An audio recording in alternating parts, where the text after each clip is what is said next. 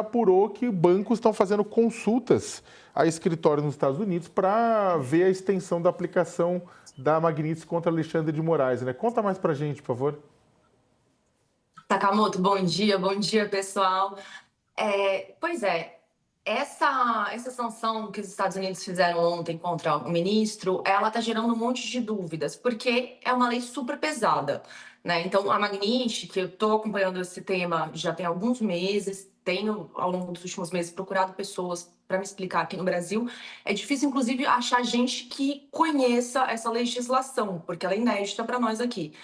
E só que ela é muito grande. Então, como vocês estavam colocando agora, contra violadores de direitos humanos. A gente estava contei essa semana sobre um caso na China, no massacre dos uigures, então que integrantes do governo chinês foram punidos por ela. Agora o Maiorovitch colocou a questão do Jamal Khashoggi. São casos muito grandes e muito estridentes. Então, quando essa sanção foi aplicada em relação a essas pessoas, torturadores, assassinos, genocidas, ficou uma coisa que estava ali, bom, beleza, ninguém está muito aí, porque realmente olha o tipo de crime que eles cometeram. Mas aqui no Brasil, isso vai causar uma turbulência muito grande em relação à aplicação dessa lei como instrumento de direito internacional também. Porque essa aplicação ao pé da letra, essa lei, ela pode impedir a pessoa de ter acesso a contas bancárias, inclusive em real aqui no Brasil. E é isso que está causando dúvida, tanto para o governo como para o Supremo, mas principalmente para os integrantes do sistema financeiro aqui no Brasil.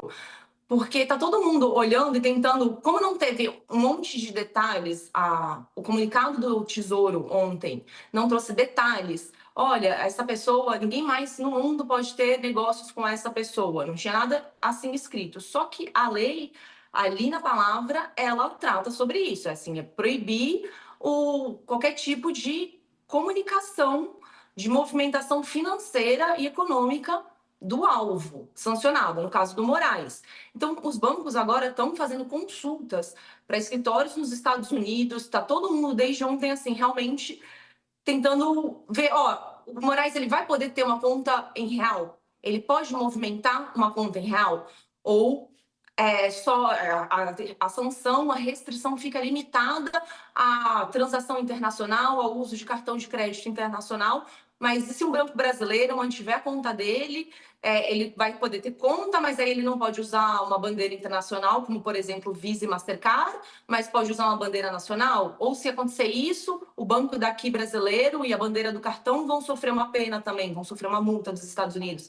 Porque, em última instância, o que a gente está colocando, que está sendo colocado, né, e discutido, é se o sistema financeiro, as instituições financeiras, se elas vão ter que escolher de que lado que elas vão ficar, dos Estados Unidos ou do Brasil, porque acho que, pelo tamanho que a gente já está vendo, vamos ver desdobramentos dessa ação, dessa sanção, consequências. Então, é possível que tenha ordens para que isso se limite aqui no Brasil, que ela não tenha efeito aqui no Brasil, porque o Brasil não pode ter que responder a uma ordem emitida em outro país do mundo.